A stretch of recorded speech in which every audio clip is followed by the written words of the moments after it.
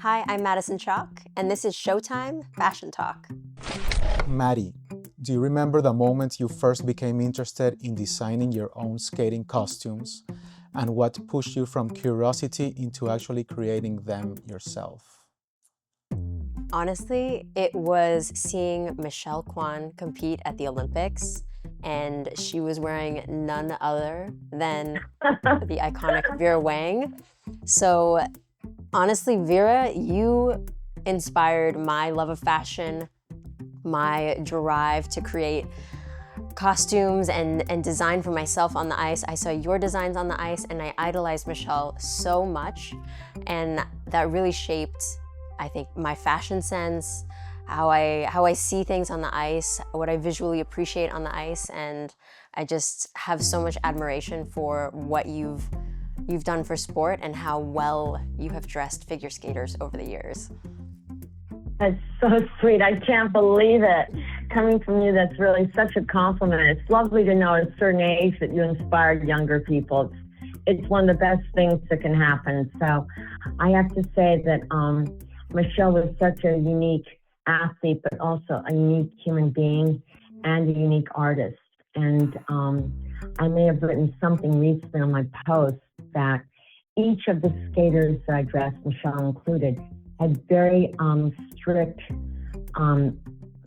demands, I think is the right word, for what the costume could be and could not be. So I always tried to work within those parameters because I understood skating pretty well. Having failed a lot at it, failed for 16 years in singles. I did really understand the needs of a skater technically. That I did understand. Whether I could do it properly was another problem. When I first designed for Nancy Kerrigan, the first time I ever did it, I just started my own company after 20 years in fashion at Vogue and Ralph Lauren. Mm-hmm. And I was very, very nervous because I experimented with this fabric that everybody uses now, Stretch Illusion, but it did not exist before then. And I think I was only convinced to do these costumes by Nancy's coach, Mary Scott Gold. And we trained together as competitive skaters, so we knew each other a long time. But it was really very frightening for me, I have to say. And the way I sort of try to equate each skater for me is from how they skate and their own style and their own physicality and what they want to express, or maybe what they can't express. Maybe I hope that with the costume, it could lend some other dimension to skating or to the skater and the program that maybe they might not have thought of, if that makes any sense. And absolutely. I'm sure Maddie really understands because she's always been able to create costumes that are not only beautiful and very much enhance your performances, you and Evan, but also the very fact that each one of them is so different and each one of them continue to evolve, and you as a couple artistically continue to evolve. So I think you understand more than anything that it isn't as easy as it may sound. It's challenging to design for competitive skaters. Oh, I totally understand. There are so many physical demands, and that the costumes need to be able to accommodate. The stretch, the rhinestones, sequins are an absolute no-go in ice dance. Yeah, I saw you picking up sequins the other night. I was saying she's picking up sequins on the ice. Oh yeah, every time before we skate, I around the warm-up. I go scan the ice and I make sure there's no debris. The other day I picked up some leaves, some rhinestones, and it's just, why not? I have nothing else to do in that moment, so why not just clear the ice? Right, nothing else to do. Nothing else to do but an Olympic program. But I think, really for me it was pretty accidental that I ended up doing Nancy. It was really because of her coach. And, from there on in, that was the year they changed the Olympics. Summer and winter would alternate. So instead of waiting another 4 years for Nancy, she had to compete in the Olympics again within 2 years. Well, so next time I see Nancy, I'll have to thank her. Time schedule at that point. I did not know that. That's so cool. I'm definitely going to thank Nancy next time I see her for getting you involved in skating, because you have inspired many people from that point. Madison, I never made it to the Olympics, so I did really, really try. But I at think least my clothing did. That's the one thing I say. At least my clothes made it onto the ice. So. Exactly. I was going to say, I think we can give you an honorary Olympian status because you have dressed so many Olympic champions and so flawlessly. Well, I feel the same way, the way you guys performed, the way you looked, the way you skated, your costume, everything was so beautifully thought out. Thank And, you know, they say God is in the details. We joke about that in fashion, but it really is. And there really is a difference with that kind of thought and that kind of involvement and that kind of quality. And I think that always comes through when you guys perform. So. Oh, thank you, Vera. I appreciate it. That brings us to our next topic, which is storytelling. And Maddie, how does the right costume help you become the character you're portraying on the ice? I think the right costume can play a huge role in how you emote on the ice, how the audience perceives you as soon as you step on the ice. The storytelling begins as soon as you step on the ice. You invite them into the world and the story that you have created by just slipping on your costume, and it can be symbolic as slipping on your character or slipping on the dream that you're trying to tell the audience when you put your costume on. So I think it's incredibly important to have a costume that complements what you're trying to do on the ice without taking away from any of the physical things that you're trying to do. It should definitely never get in the way or cause distraction. So I think there's a fine line to toe when it comes to that, but I do think the costumes play an incredibly important role. I totally agree with what Madison's saying, particularly in everything that you've ever done. I mean, both you and Evan, I think, you know, it's the reason, one of the many, many reasons I love skating so much. It's not just the freedom of it and the movement and the speed and the glide, but I think also it's one of the only sports, it is probably the only sport, even including gymnastics, where the costume plays such a major role. And I think sometimes because it is so important, people confuse skating with perhaps theater or dance, because I think they don't realize how difficult it really is, because the costumes imply theatricality and the costumes imply performance and relating to the audience. And it's really very few sports that I've watched in all this time have ever been able to accomplish what skating does. And that's why I think it's just the most extraordinary sport / art form. I completely agree. I think skating is the most unique and creative sport that allows the athletes to really showcase their individuality and their uniqueness through costumes, through their storytelling, and that's why there's just nothing like figure skating. It's so special and such an art form, as well as being so physically demanding. Vera, how much do you take from skaters' personality and the story they want to tell when you design? Oh my God. I mean, I've had some wild experiences. It's been, I think, 30, 50, 35 years I've been doing dressing skaters in Cincinnati.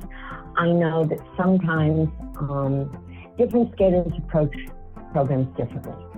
I know that with Michelle, we were pretty much always on schedule for 6 years. And for Worlds, all the Worlds, the Nationals that I dressed her, she always would start to think about choreography and music and all that. All those things really as early as June and July. And then with the Grand Prix series, I think I was going to skate by September, right? The first competition. Yeah. So you think it's a lot of time for the clothing, but it really isn't, because you guys are all busy choreographing and training. And I think in some cases, people change their minds. Nathan did that, and Evan did that. And I remember Evan was going to skate to Malagueña. So I remember our group was doing sort of research for Spanish, obviously bullfighting, toreador, and other things that are typically culturally Spanish. Mm-hmm. And then there was a big difference, and suddenly we're jumping at Scheherazade, so, it was complex because you had to switch gears after all the research. You put your head in that place, and then it's not that place anymore. It's something completely different.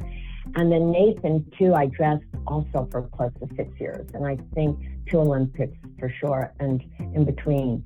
We used to call them monkey suits. Madison, you can't know that, you're too young. But when I was skating, in the 60s, it really was one piece for men in singles and pairs, like the Protopopov, who I adored. I remember Russian that, pair. just the one zipper up the back. Incredible, the Protopopovs. Anyway, so he really didn't want to say it to me, but he said, Vera, I don't really want a one-piece garment. I want a t-shirt. I want a top with a separate pants. And he loved the pants. So I kept making these pants every year for him. I said, this doesn't feel like a costume. But he really said, I need that to land quadruples. And he used to land at least 5 in a program. So at least 5 quads. So I didn't want to be the reason he didn't land quads. And you always worry about that as a designer. Now that you've designed costumes for other skaters as well, Madison, I mean, the thing I'm most frightened about as a fashion designer, but when it comes to figure skating, is a wardrobe malfunction that can actually make someone lose a title and destroy a lifetime of work and sacrifice, and all because you didn't triple stitch, particularly for men, for the pants underneath the heel to hold it in place. I mean, these are the nightmares you have when you design skating clothes. I don't think people are aware of, really, because it's just so beautiful and very fragile looking at times. And yet it has to be the toughest clothing you've ever worn. Yeah, it's custom couture. That range of motion, the range of movement, the choreography. You're up, you're down, you're sideways, you're up in the air. I don't think people realize that it's not the red carpet. It's not the Oscars or the Golden Globes. That's a very, very different set of considerations. It is custom couture, but it has to function like athletic wear. Yeah, you're also viewed from 360 degrees. You're viewed all the way around your body. You're not viewed just in the front or exiting. You are viewed the entire time in a full circle. So I think that brings another challenge as well to design. Absolutely. And television. When you both design, do you design for the judges, for the audience, for the camera, for yourselves? Maddie? For me, it always stems from the story and from my comfort and how I want my body to look and feel when I'm on the ice. So, and then when I design for others, it's the same thing. It's the athlete priority, how they want to feel, how they want to look. Comfort is number one. I want them to be comfortable and feeling their best, because when you put your costume on, you become more powerful. It gives you this extra layer of confidence and power, and your style becomes an added layer to your performance, and your style is your power, and it just brings such a depth to the performance that you can have on the ice. When you look good, you feel good. And so I think athlete-centered skatewear is the number one priority. Madison always looks good. Thanks, Vera. She always looks great.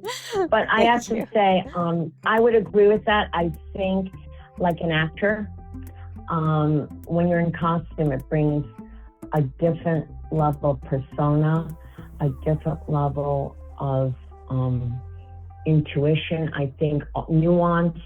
I think all these things happen in costume, and it really should or help enhance the choreography, the athleticism, the performance in general.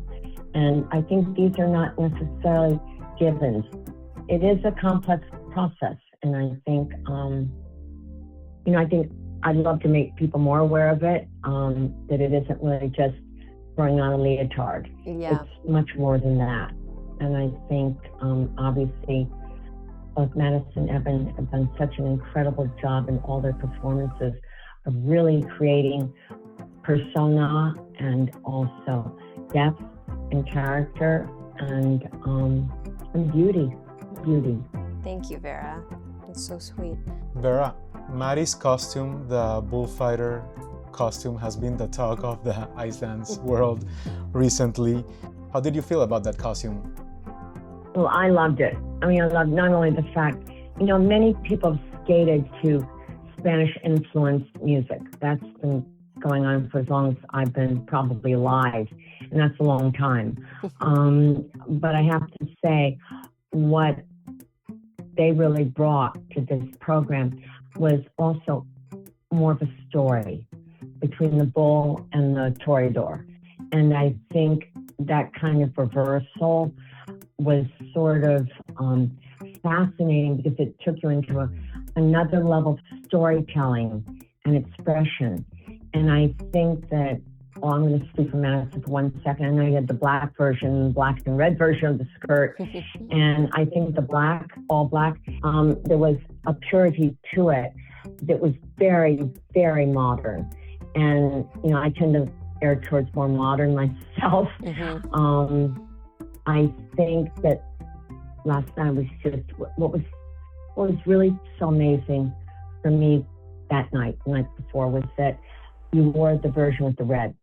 And I think that led a drama that was really worthy of the Olympics. And I think that added touch of one for that overskirt, really created for me just such telegenic strength and vision, which maybe as you wore in the all black, it might have been quieter. But I think for the Olympics, it was the perfect choice. Thank you.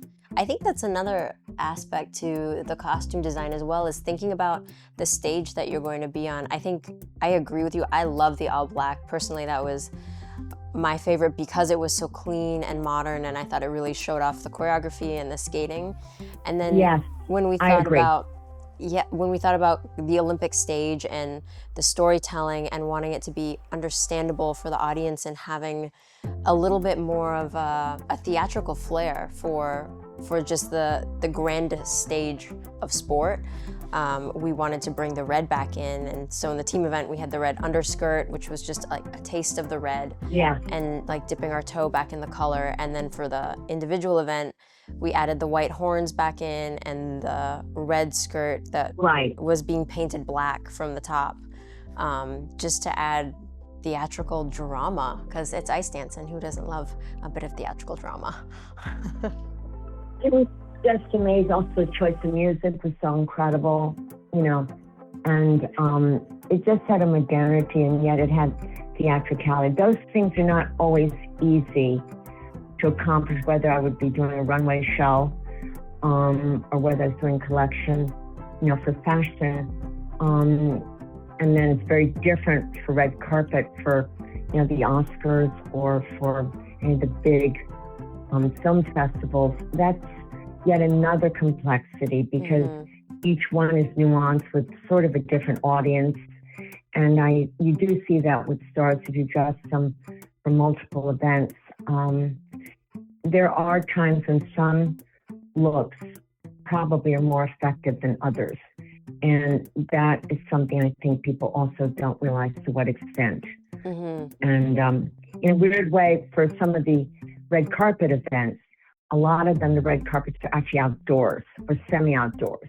So weather becomes another issue, which I guess most people don't think about. I've had many Oscar people I've dressed and it's been pouring rain like 1 minute before. So even if you're indoors and it's gray and rainy, somehow you may not want to wear a white dress. So, it's all about nuances. It's all about, I think, decisions and in many ways, choices. Yeah, you dress for the person and then you dress for the location. I think you guys were just beautiful the other night. Thank you so much. Enormous respect. Vera, Maddie, I'm going to steer away from skating a little bit, but remain in sports and the Olympic Games. Here in Milan, we had the first Olympic fashion showcase from the International Olympic Committee. They were unveiling National Olympic uniforms, performance wear, and opening ceremony looks.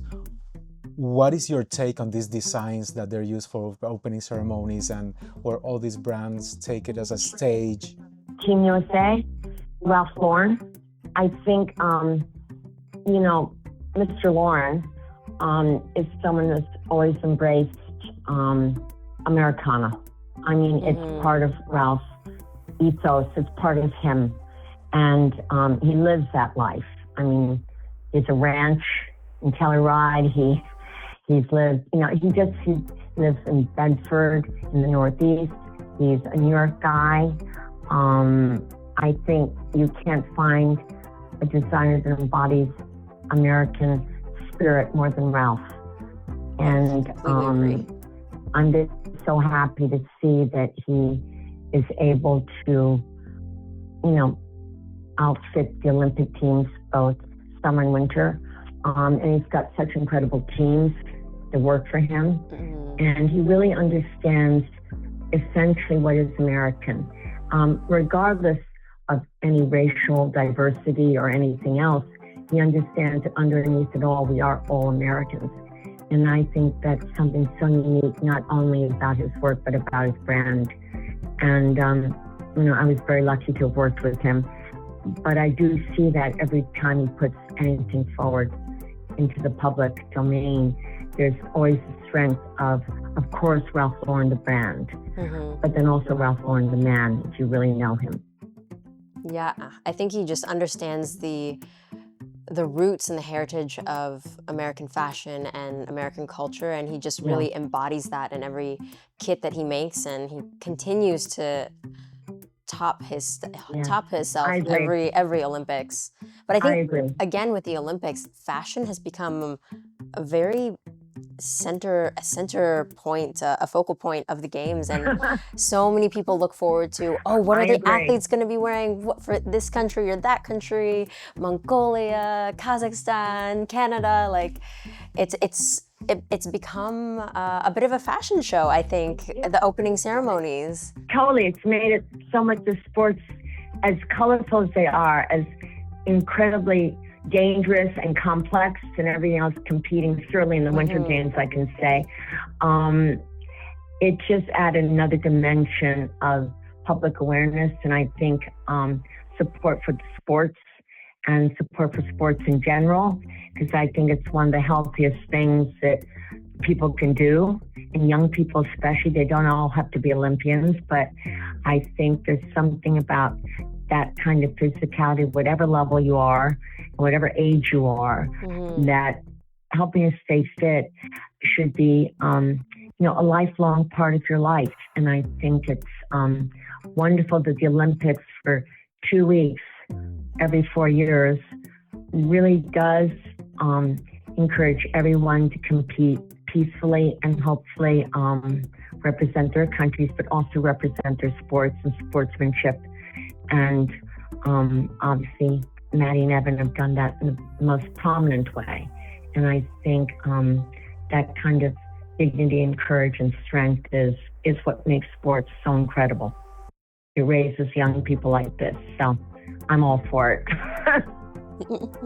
I completely agree. I think seeing how different countries outfit their athletes is so inspiring, to see how they incorporate their heritage and kind of just showcase what's unique about their country. And then that in turn inspires young kids, hopefully, to want to be healthy and fit and go to the Olympics, and inspire them to chase a dream so they can wear these cool outfits and have so much patriotic pride in what they do, and join together with their nations and the world to cheer on other people chasing their dreams. I think the Olympic movement is so much bigger than any one person or any one country. It's about the unity that it brings together, and honestly, fashion is playing a role in that by creating chatter, by dressing people well, inspiring them to look and feel their best on the biggest stage. And I just think it's such a beautiful thing, and so